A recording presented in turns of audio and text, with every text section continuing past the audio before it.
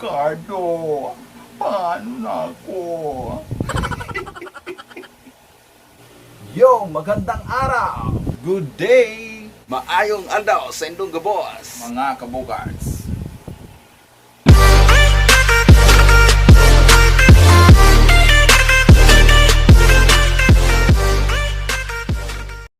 So guys, yung previous video ko, so tinuro ko sa inyo kung paano mag-edit ng video using KineMaster.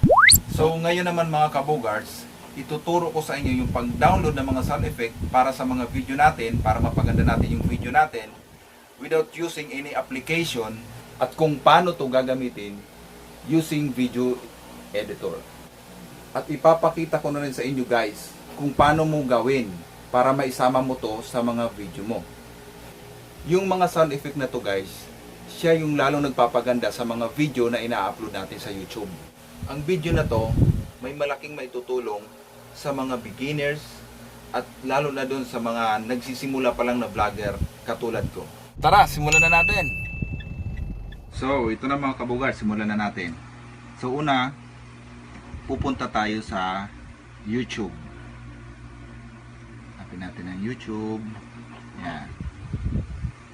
So, sunod na gagawin mo, isi-search mo yung sound effect na gusto mo. Example,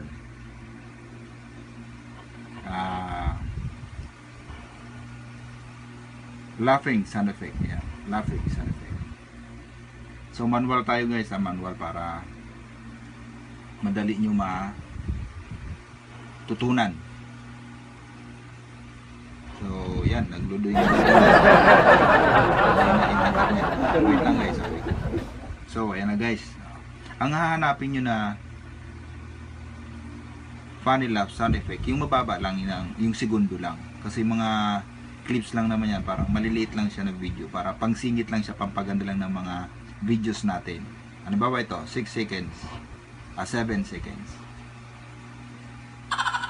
Ayan. Guys. Pause mo muna. Ayan. Ipo-pause mo siya. Ngayon, isi-share mo siya para makuha mo yung link. Share. So, dito natin sa Gmail. Itong ginagawa ko kaya itong ituturo ko sa inyo. So, ito yung na-experience ko na mas madali. So, yan. Funny sound effect. So, ang gagawin nyo guys ito. I-copy nyo siya. Select all nyo itong link na to. Yan yung link nyo sa baba. Yan naka-highlight. Copy. So, ngayon guys, punta tayo sa Google Chrome. Then, i-search natin yung MP3 Juices. Yan, MP3 Juices. Ayan na siya. So, okay natin. Ito siya sa taas. So, done natin. Dito natin ipipaste yung link. Ayan na siya. O, ayan na yung link. Search mo. So, ayan na siya. Funny laugh sound effect. So, download natin siya guys.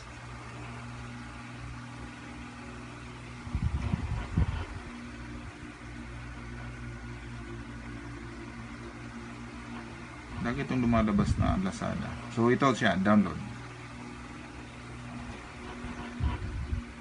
So, na-download na siya. So, ngayon guys, ulit natin. So, download pa ulit tayo ng isa.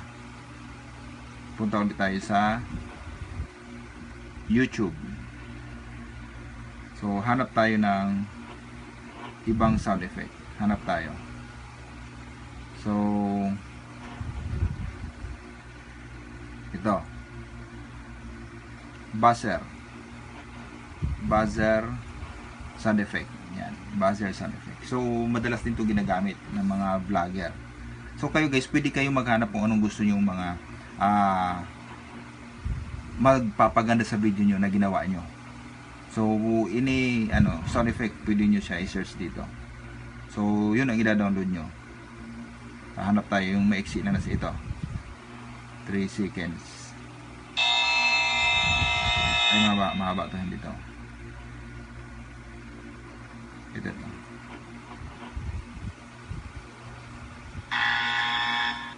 So, yan guys. Punta natin sa Gmail.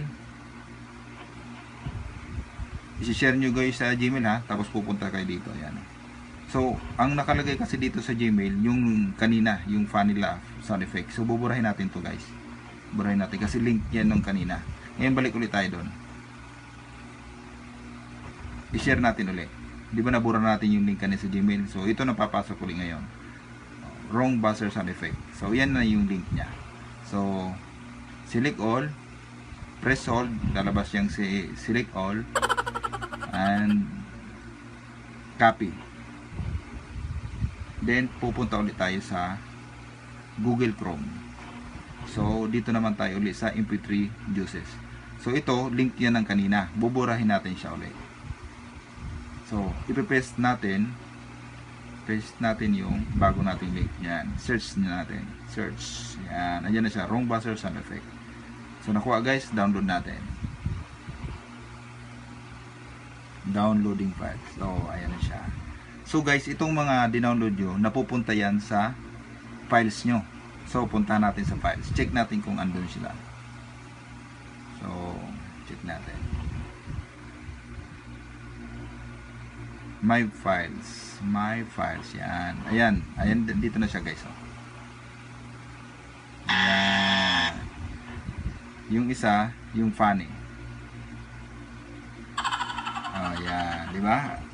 Ganon yung proseso ng pag-download ng mga sound effect na gagamitin nyo sa mga video na i-upload nyo sa YouTube channel nyo. So ngayon guys, totalan dito na rin tayo. Ituturo ko na rin sa inyo yung paggamit, kung paano ang paraan niya para magamit nyo siya sa mga video nyo. So ang gagawin natin, gagamitin natin ngayon yung KineMaster. So sample lang to ha, para makita nyo rin. So common kasi ginagamit ito ng mga baguhan katulad ko, mga baguhang vlogger. So common na ginagamit either KineMaster or Power Director. So dito tayo sa KineMaster. Magpapakita ko na sa inyo kung paano siya gamitin or paano yung proseso ng paggamit. Turo ko na rin sa inyo para yung 16.9 lagi yung gagamitin nyo. So ayun, pupunta tayo dito sa DCIM camera. Andito kasi yung mga videos na nakasave. So hanap tayo ng videos. Mahaba-haba na video. Ano ba ito? So yan. Maiksi lang. 9 seconds. Pero pwede na yan. Pang sample lang naman natin guys. So okay mo. Yan. So, halimbawa, guys, mga kabugas, yan yung video nyo na nakasave, na gusto nyo lagyan ng sound effect. So, ayan, video. So, pupunta kayo dito sa audio. Halimbawa, ang video na to guys. Ayan. Yung banda doon, gusto mo lagyan siya ng laughing sound effect. So punta ka sa audio, stop mo siya doon, post mo siya kung saan mo siya gusto singitan. Yan, post. Diyan mo siya sisingitan. Bawa doon ang gusto mo.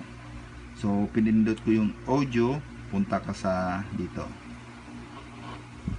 sa album, and then andito siya ngayon sa download. Bugad sa sundan nyo album, then hanapin nyo yung download.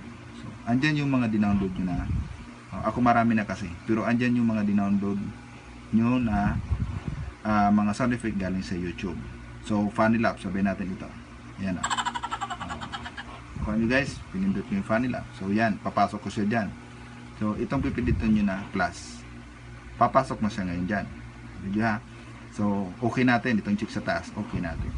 So, i-review natin kung nakapasok. Play. Ang video na to guys. Andun na siya guys. Di ba? So, ganun lang kadali. So, kung gusto mo ang ipasukan muli dito sa may unahan banda. Ito, dyan sa may unahan. Gusto pasukan ng kung anong gusto mong sound effect. O, punta ka.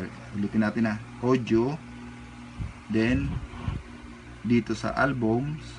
And then, dito sa download. Halimbawa gusto mo itong baby crying. Yan. Yan. Itong plus yung pipindutin mo para pumasok siya dyan. Oh, andun na, nakapasok na siya. So, okay. And then review mo kung nakapasok siya. Play natin guys. Ganun lang guys kasi. Halimbawa, nakompleto mo na siya, na-edit mo na siya. Nakompleto mo na yung